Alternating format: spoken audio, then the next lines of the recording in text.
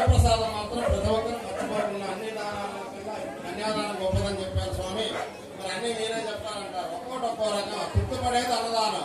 నువ్వు ఎంత ధనం ఇచ్చినా 1000 రూపాయలు ఇచ్చావని మనకు దక్షిణ ఇంకో 1000 ఇస్తే బాగుంది అనిపిస్తుంది. 1,00,000 ఇచ్చావని 50,000 ఇస్తే బాగుంది అనిపిస్తుంది. ఇంకా ఎక్స్ట్రా.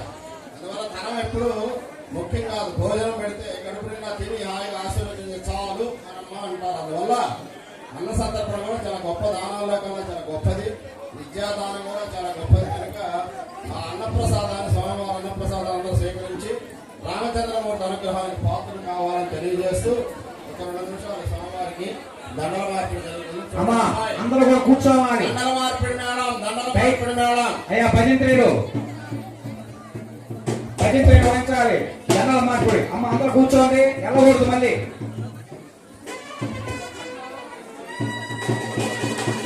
జై శ్రీరామ్.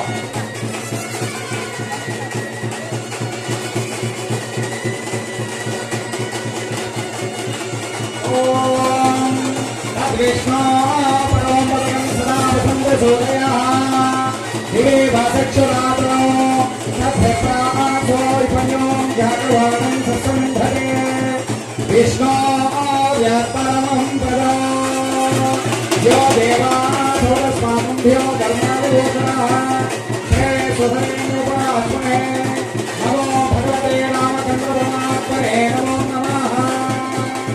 హరి ఓం.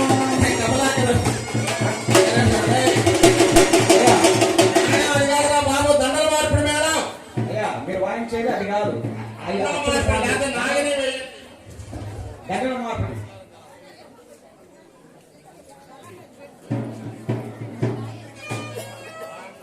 దండల మార్పిడి నిదానం.